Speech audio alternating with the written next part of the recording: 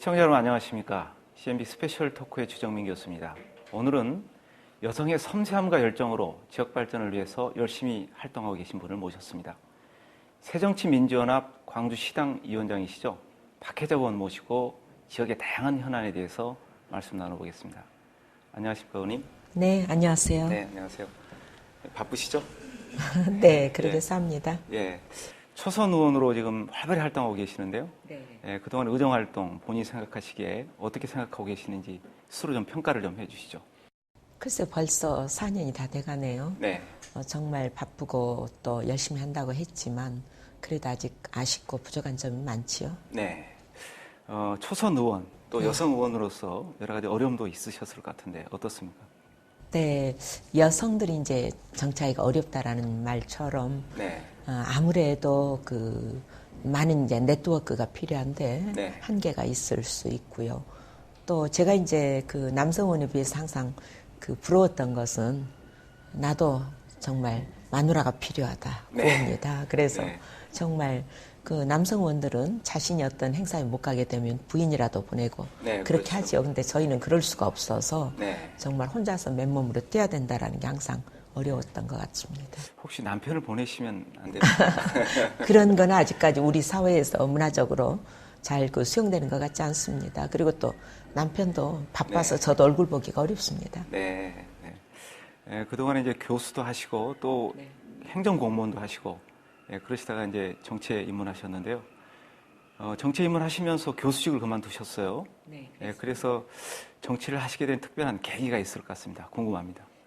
저는 뭐 제가 가지고 있는 그동안의 직업을 그만둬야 또 네. 자유롭게 활동할 수 있다라고 생각을 했고요.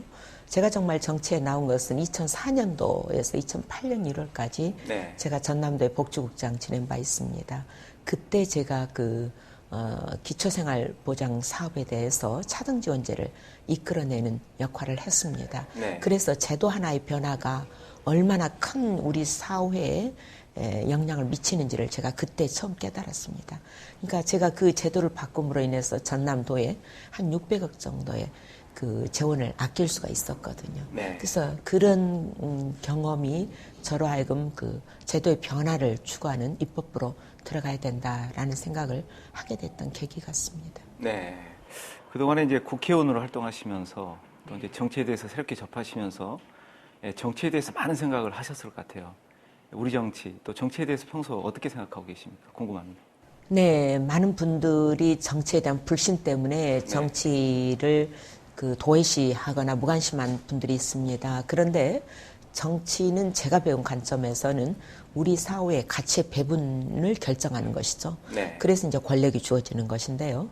그 가치의 배분을 마음대로 정치에 관심 갖지 않고 내 맡긴다라고 하는 것은 내가 가져야 될 어떻게 보면 정당한 그 권리와 가치를 남의 손에 그대로 정말 어떻게 배분하든 나 상관없다. 그럴 수는 없는 거 아니냐. 네. 그래서 정치에 항상 관심을 가져달라라는 말씀을 드리고 있습니다. 예.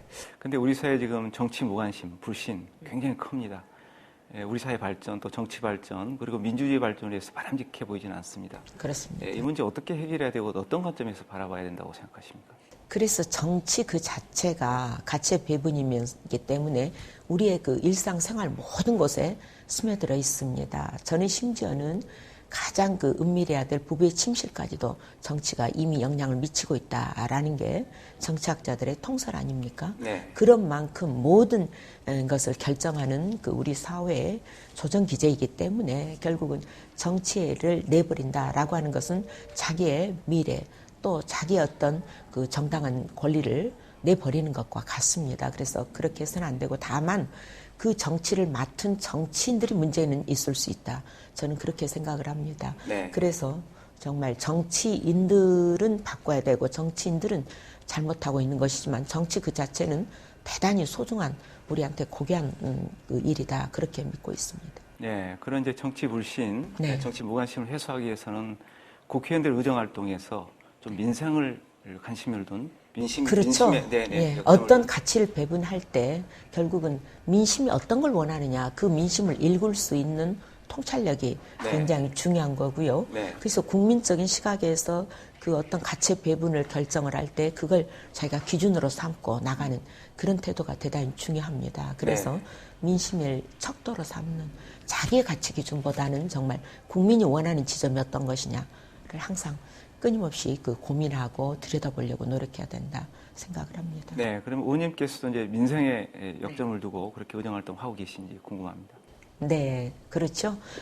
제가 이제 내세우고 있는 기치가 사실 의정활동하면서 생활정치를 해야 된다. 네. 또 제가 초선이기 때문에 어찌 보면 큰 거시적인 정치 문제에 대해서는 아직 제가 발언을 자제합니다. 네. 그러나 우리 생활 속의 문제에 대해서는 관심을 갖는데요. 가령 예를 들면 이번에 저는 국정감사에서도 왜 고등학교에 그 납부금이 각 지역마다 다르냐. 네. 그거 조정해 달라. 또 가령 우리 그 예방접종 국립대 병원 가서 하면 네. 그 예방접종 비용을 그 낮춰달라.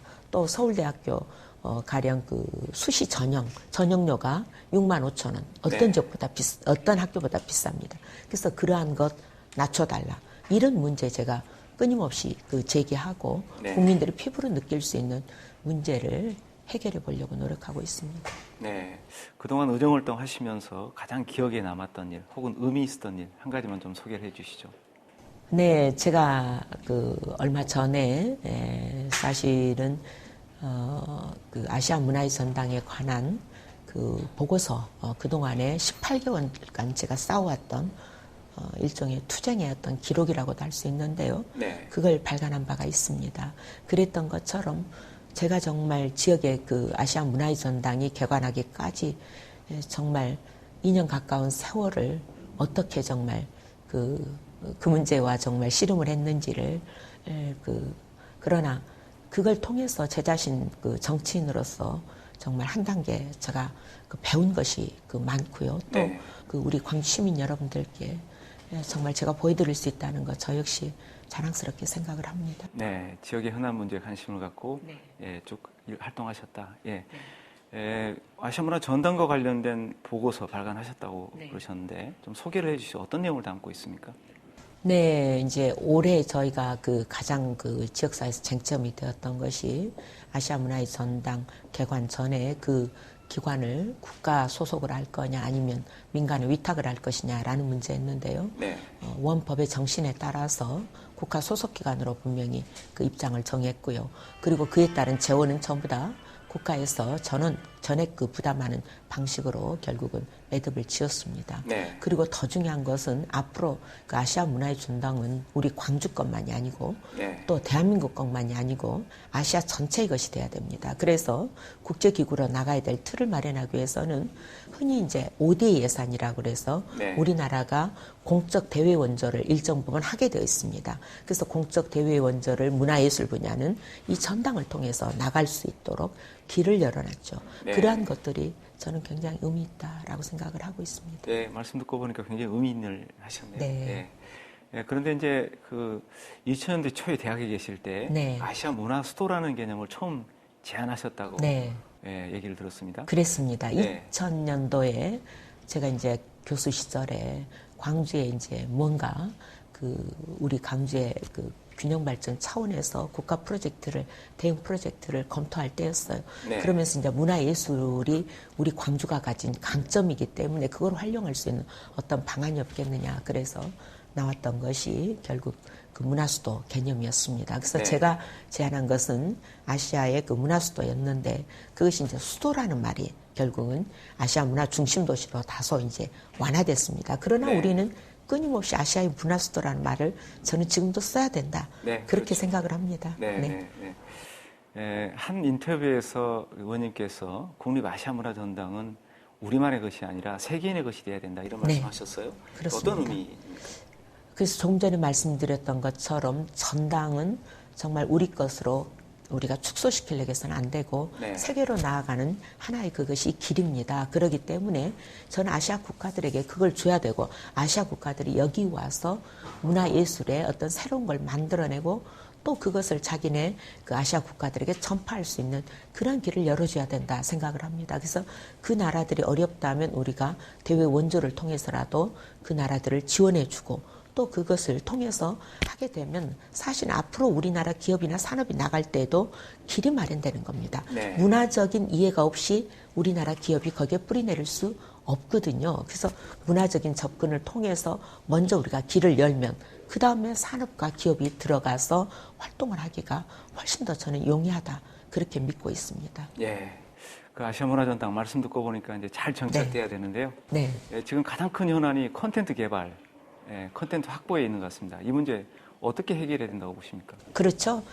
결국 그 아시아 문화의 전당의 성패는 다양한 컨텐츠 개발이고요. 네. 그래서 이제 컨텐츠를 개발하는 것이 주로 이제 5개 원 중에서도 창조원에 집중이 돼야 됩니다. 그래서 창조원에서는 컨텐츠를 다양한 실험을 통해서 융합을 해야 됩니다. 그래서 네. 창조원에는 IT와 관련한 또 스마트 기술과 관련한 업체들이 같이 들어와 줘야 됩니다. 그래서 네. 거기에서 정말 실험적인 역할을, 그래서 다양한 랩실이 있어요.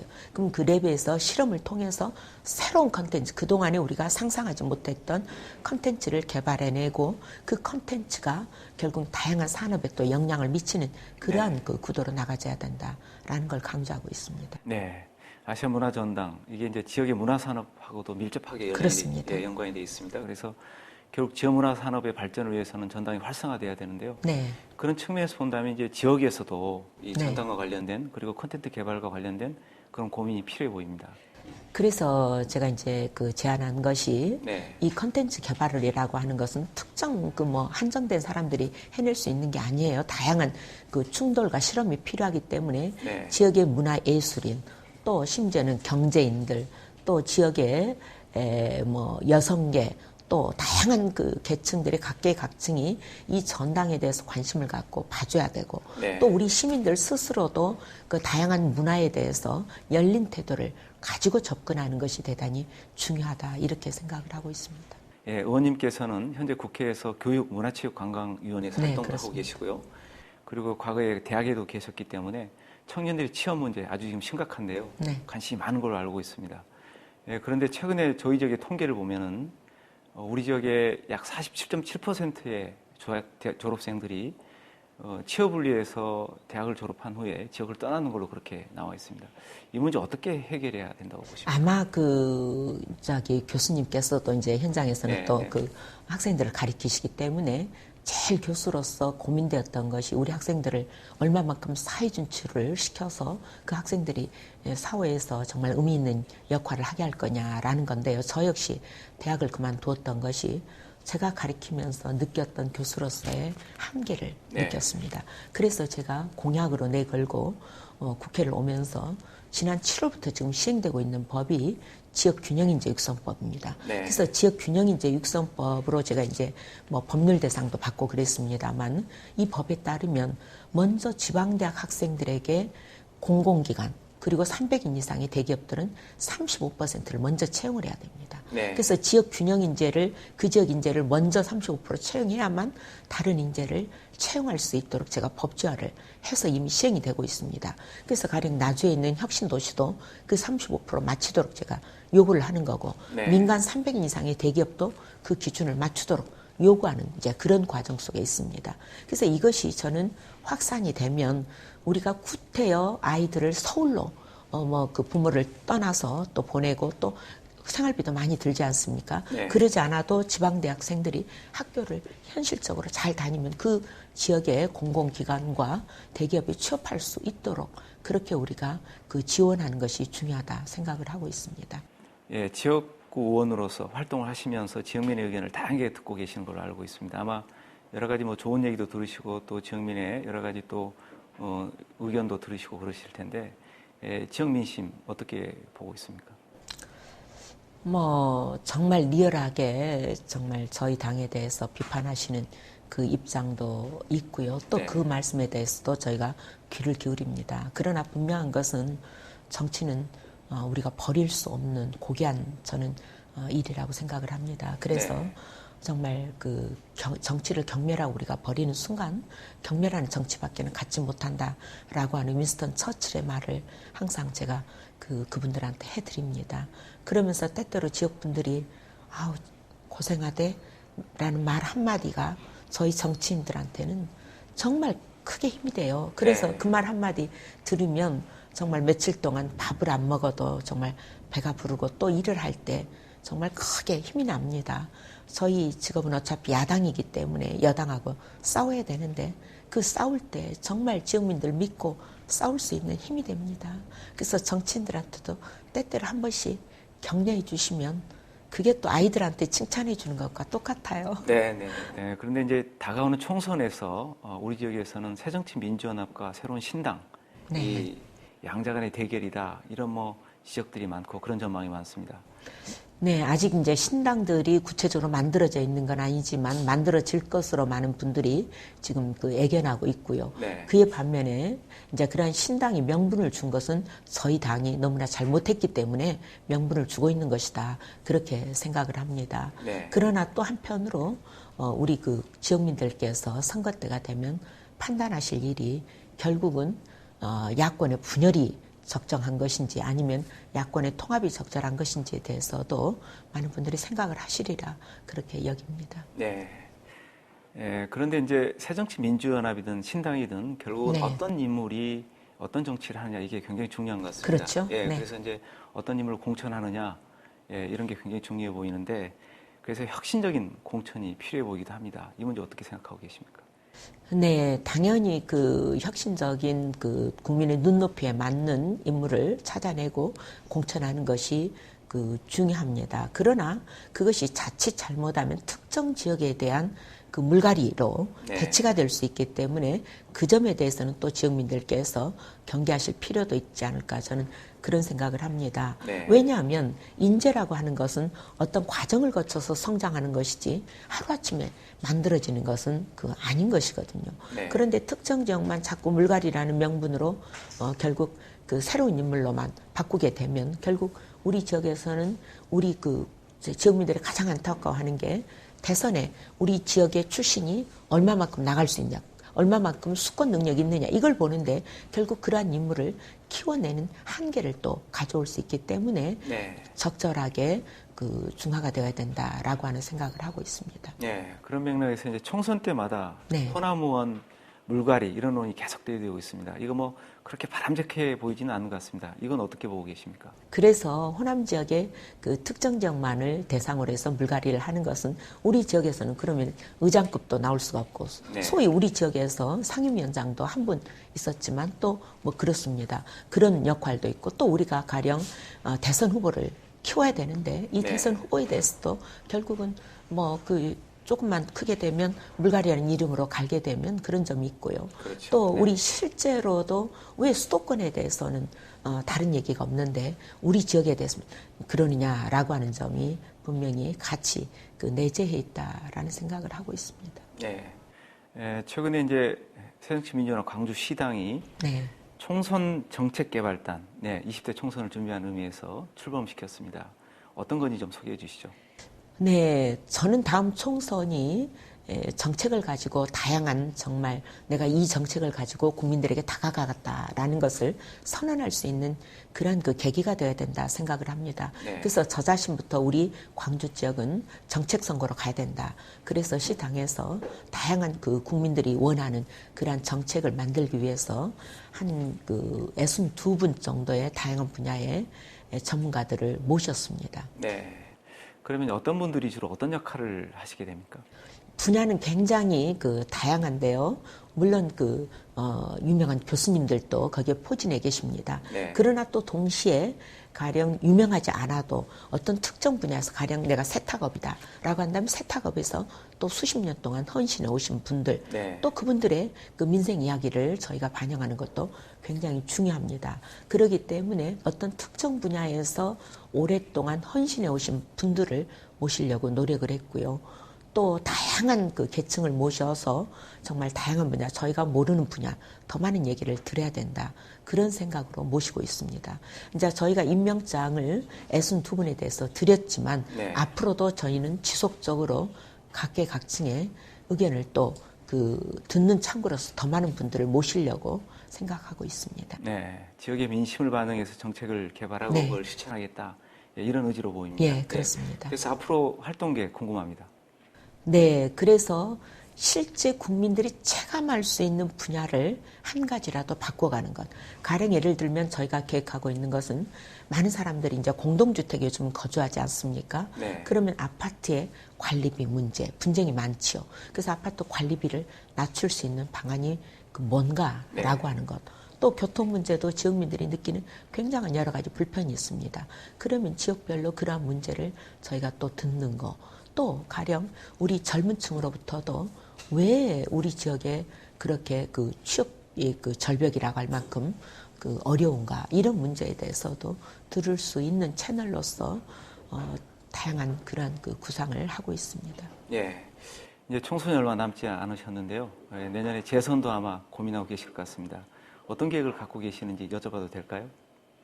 네, 여성들이 정치하기가 어렵다라는 많은 말씀을 하셨는데요. 네. 그런데 저는 여성이기 때문에 또 동시에 강점도 있다 생각을 합니다. 여성이기 때문에 시간을 굉장히 쪼개서 성실하게 쓸 수밖에 없습니다. 그리고 지역의 크고 작은 문제를 치밀하게 살피는 것은 또 여성들이 잘하고 있는 것이거든요. 그래서 저 자신 제가 광주맘이 되겠다라는 얘기를 합니다. 두 가지인데요. 광주맘은 광주의 마음을 제가 광주 시민들의 마음을 대변하겠다. 네. 또 그러면서도 광주의 그 엄마처럼 엄마가 아이들을 돌보는 것처럼 정말 크고 작은 문제 제가 열심히 찾아내고 또 그러한 문제에 대해서 해법을 모색하는 그러한 역할을 하겠다. 그런 취지로 최선을 다해야지요. 네. 네. 19대 의원 활동 이제 얼마 남지 않았습니다. 네. 남은 임기 동안 꼭 하고 싶은 일 있으면 좀 말씀해 주시죠. 지금 제가 가장 염두에 두고 있는 것은 학업을 중단한 학생들이 있습니다. 특히 네. 우리가 중학교까지가 의무교육인데요. 이 의무교육에서 탈락하는 학생이 연간 6만 명에 달한다라고 합니다. 그래서 그 학생들에 대해서 지원책을 국가가 강구해야 되는 것은 저는 지극히 당연한 일이다라고 보고요. 네. 그 법안을 지금 제가 제안해 놓고 있습니다. 그래서 이번 국회에서 정기국회에서 그 법안이 통과되도록 최선의 노력을 다해서 결국 우리가 학생들에게 의무교육까지는 국가가 최선을 다해서 책임을 지는 자세, 다양한 방식으로. 그래서 학교가 꼭 아니더라도 대안학교도 있을 수 있고요. 또 직업교육도 있을 수 있고요. 또 다양한 검정고시를 볼 수 있는 지원 방법. 네. 이런 것까지 망라해서 국가적인 역할을 다하도록 하는 법안을 노력하고 있습니다. 네. 오늘 다양한 의견 나눴는데요. 혹시 못다한 얘기나 지역민에 하고 싶은 얘기 있으면 말씀해 주시죠. 네, 지역민들께서 여러 가지 사실은 시름이 깊으세요. 왜냐하면 새정치민주연합을 정말 우리가 난 자식이다 생각을 했고 또 부모 같은 심정에서 새정치민주연합을 키워왔는데 새정치민주연합이 요즘에 돌아가는 모양새를 보면 마음에 들지 않는다라고 하는 것이죠. 그러나 어떤 경우에도 새정치민주연합이 저는 이 위기가 오히려 새로운 정말 변화의 혁신의 계기가 될 것이고 다시금 거듭 태어날 수 있도록 저희가 노력하겠습니다. 저희 스스로도 헌신과 낮은 자세로 지역민들의 그 민심을 받아들여서 바꿔야 된다 생각을 하고 있습니다. 예, 오늘 말씀 감사하고요. 앞으로도 세대와 계층을 어우르는 희망의 정치를 펼쳐주시리라 기대하면서 오늘 말씀 마치겠습니다. 감사합니다. 네, 감사합니다.